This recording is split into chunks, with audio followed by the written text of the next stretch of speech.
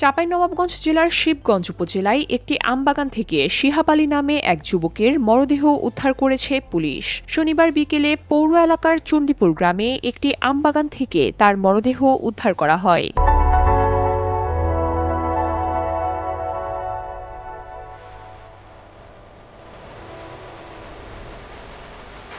শিবগঞ্জ থানার পরিদর্শক এস.এম. শাকিল হাসান বিষয়টিকে নিশ্চিত করেছেন। নিহত শিহাব আলী চাঁপাইনবাবগঞ্জ সদর উপজেলার গোবরাতলা ইউনিয়নের সরজন গ্রামের রফিকুল ইসলামের ছেলে। তিনি শিবগঞ্জ উপজেলার বাহালাবাড়ি এলাকায় তার খালার বাড়িতে থাকতেন। সেখান থেকেই বিদেশে যাওয়ার উদ্দেশ্যে জাপানি ভাষার শিক্ষা নিচ্ছিলেন বলে জানা গেছে।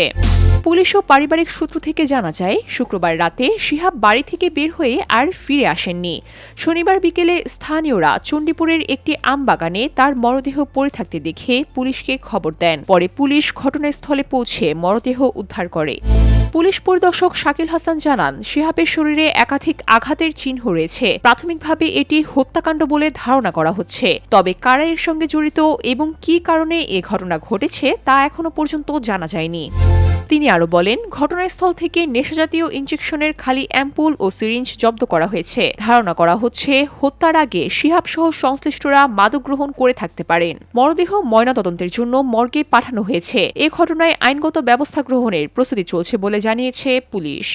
বিদেশে যাওয়ার স্বপ্ন দেখা এক তরুণের মৃত্যুকে ঘিরে এখন নানান প্রশ্ন ঘুরপাক খাচ্ছে। তদন্তের পর বিস্তারিত তথ্য জানা যাবে। VOD Bangla news desk.